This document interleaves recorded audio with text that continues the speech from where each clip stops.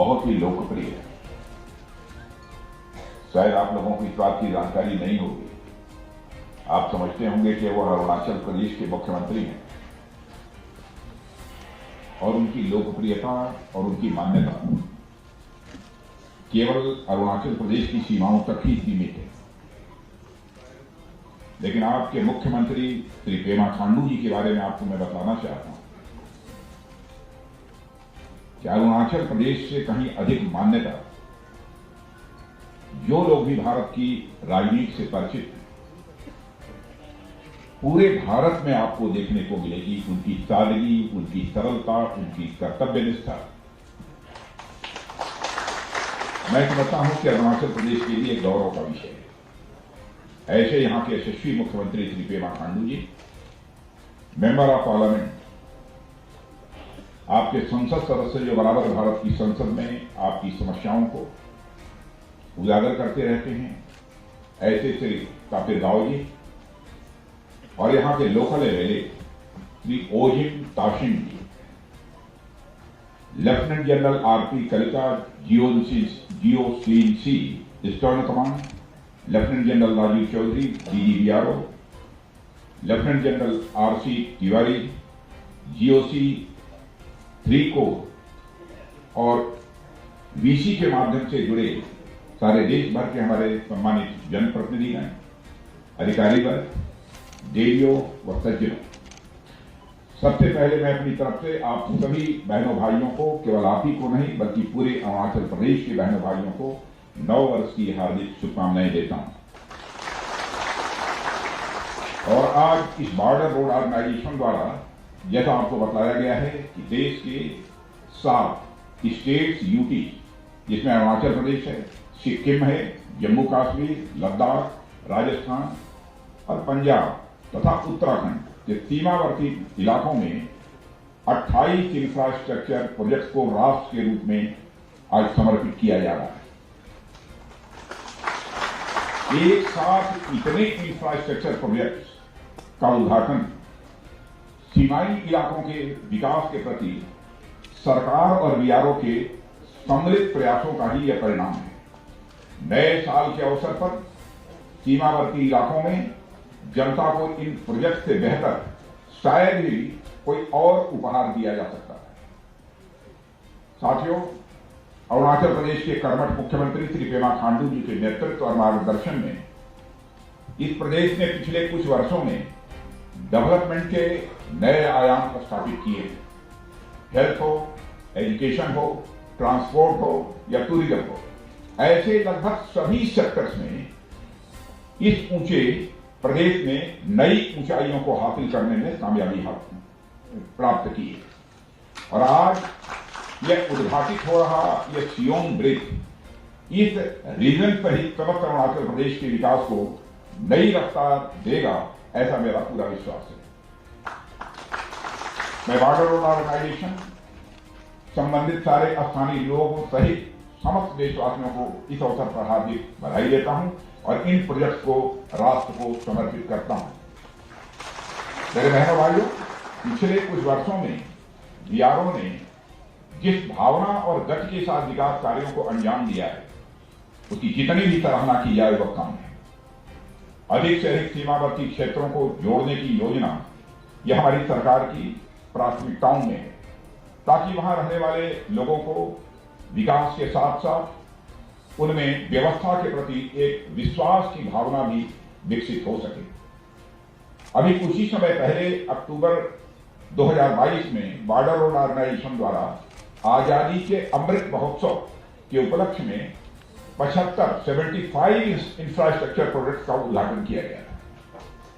और इसके अंतर्गत मैंने लद्दाख में श्योक ब्रिज का उद्घाटन किया था।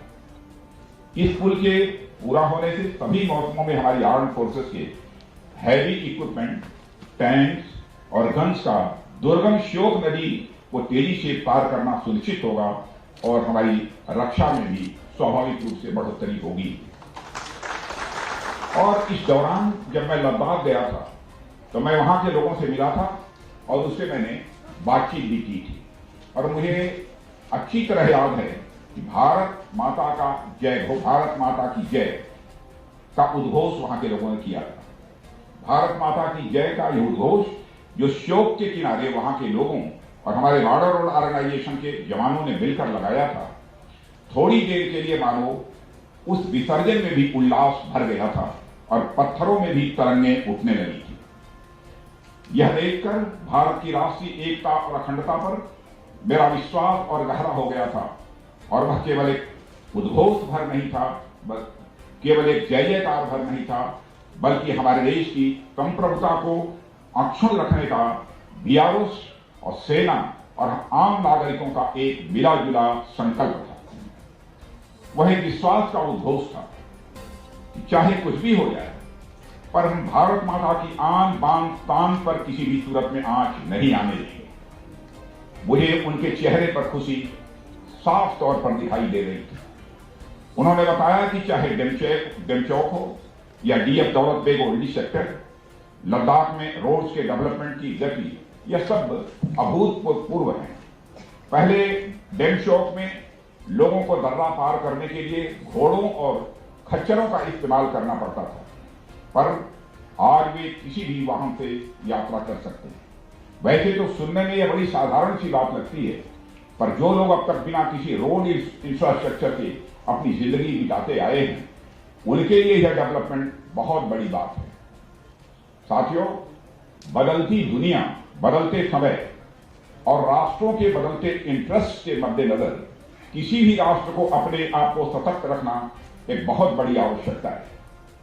दुनिया में आए दिन किसी न किसी प्रकार के कॉन्फ्लिक्ट की स्थिति, संघर्ष की स्थिति पैदा होती हुई दिखाई देती है। हालांकि भारत हमेशा युद्ध के खिलाफ रहा है और यही हमारे भारत की नीति रही है।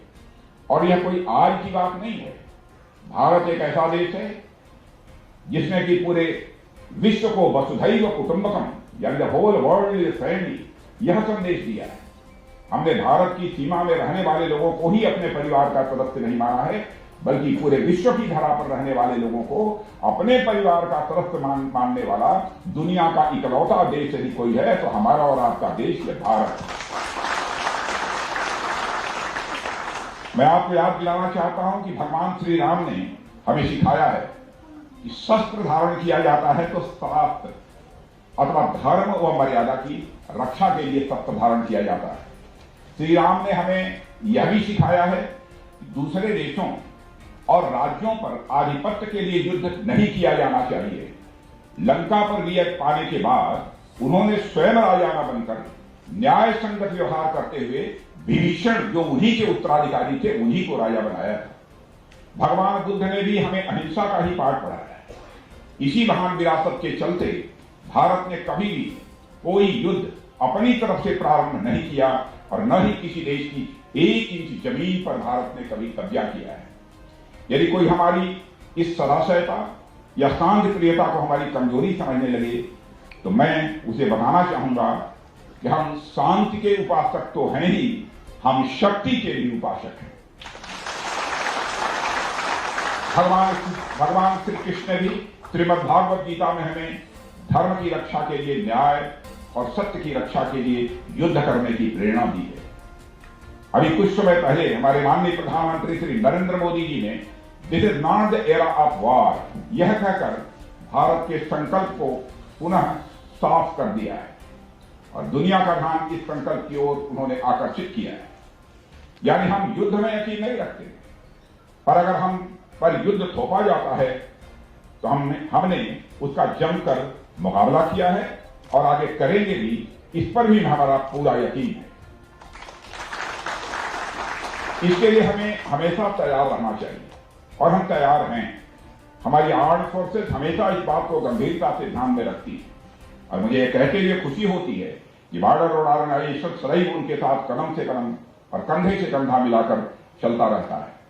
साथियों, हमारी आर्म्ड फोर्सेस के जवान बड़ी संख्या में ऐसे इलाकों में तैनात होते हैं जहां पूरे साल ट्रांसपोर्ट की कोई सुविधा उपलब्ध नहीं हो पाती।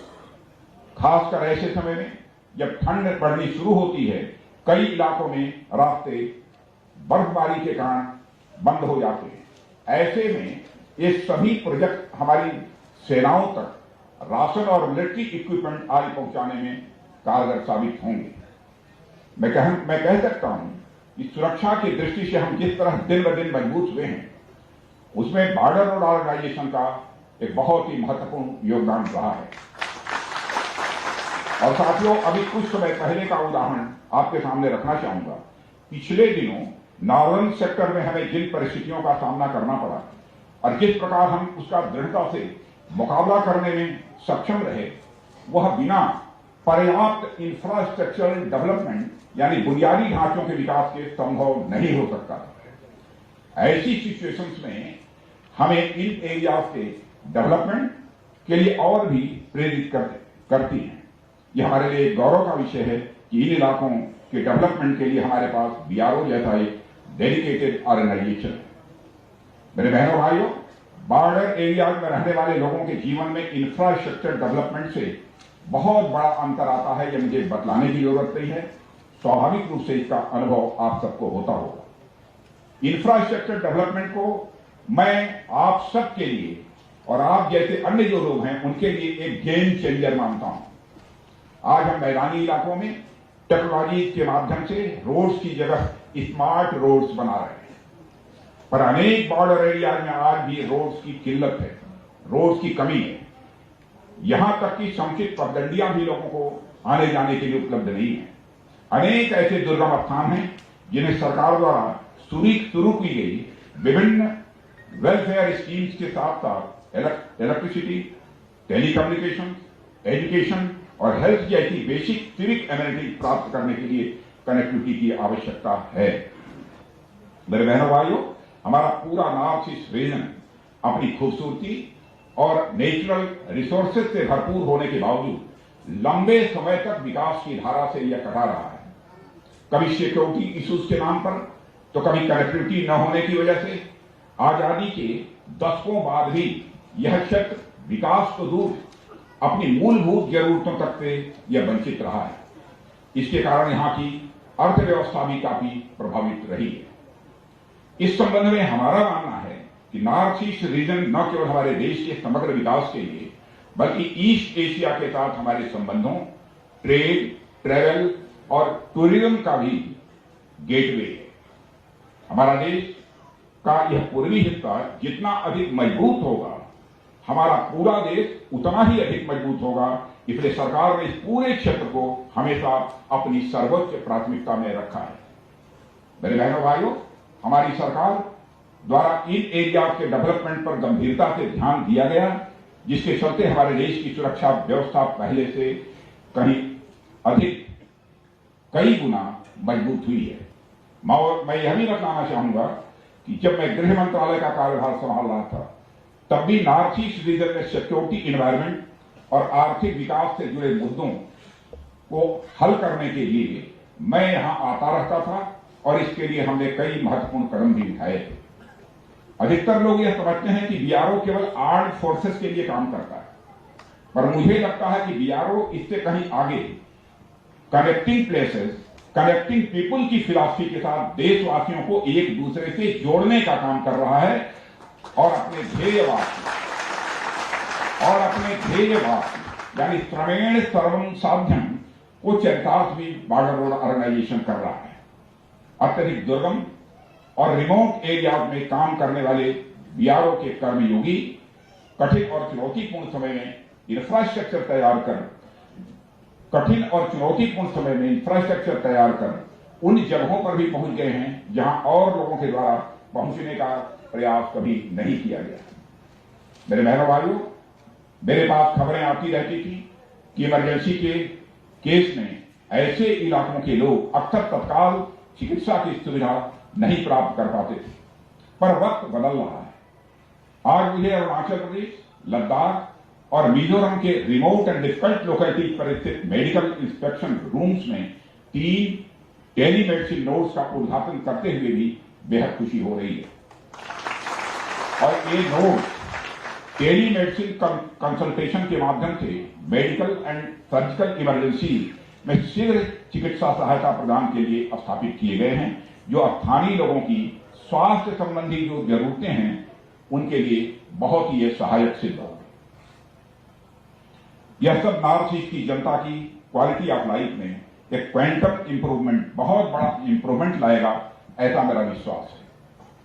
मेरे साथियों, बॉर्डर रोड ऑर्गेनाइजेशन के नाम को जब मैंने पहले शार्ट में इसे लिखा हुआ देखा था, शार्ट में लिखा हुआ BRO, बॉर्डर रोड ऑर्गेनाइजेशन को लिखा जाता। पहले जब मैं बॉर्डर रोड ऑर्गेनाइजेशन को बचपन में नहीं जानता था तो मैंने उसे ब्रो समझा था। ये BRO ये ब्रो है, जिसे आजकल हमारी नई जनरेशन ब्रदर यानी भाई के सेंस में यूज करती है। पहले BRO को मैं समझा कि BRO नहीं, बॉर्डर रोड ऑर्गेनाइजेशन नहीं जानता था, मैं समझा ब्रो है, यानी इसको भाई कहते हैं आजकल। और मुझे बताया गया कि यह ब्रो नहीं है, यह BRO है, बॉर्डर रोड ऑर्गेनाइजेशन है। पर आज जब मैं इस संगठन को हमारी आर्म्ड फोर्सेस और देश की जनता के साथ मिलकर आगे बढ़ते देख रहा हूं तो उनके लिए दिन रात मेहनत करते हुए देख रहा हूं, तो मेरे बहनों भाइयों, मैं कह सकता हूं कि तब मैंने BRO को ब्रो यानी ब्रदर गलत नहीं बल्कि सही पढ़ा था।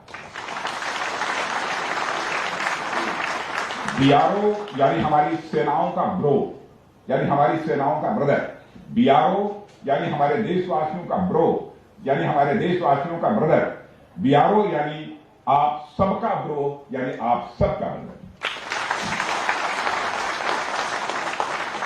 और साथियों, हाल के दिनों में देश में रोड इंफ्रास्ट्रक्चर सेक्टर में भारी वृद्धि देखी गई है। इसके परिणाम स्वरूप क्षेत्र में काफी सोशियो इकोनॉमिक डेवलपमेंट, सामाजिक आर्थिक विकास तेजी के साथ हुआ है। और यह सब निर्माण के क्षेत्र में लेटेस्ट टेक्नोलॉजी के उपयोग के कारण ही यह संभव हो पाया है। और एक टेक्निक सस्टेनेबल डेवलपमेंट पर लगातार ध्यान देने के साथ आर्थिक दृष्टि से भी बेनिफिशियल, प्रोडक्टिव और टाइम सेविंग साबित होंगी, ऐसा मेरा विश्वास है। आज जारी होने वाले कंपेंडियम में कुछ नई टेक्नोलॉजी और BRO द्वारा इंप्लीमेंटेड इनोवेटिव आइडियाज पर जोर दिया गया है।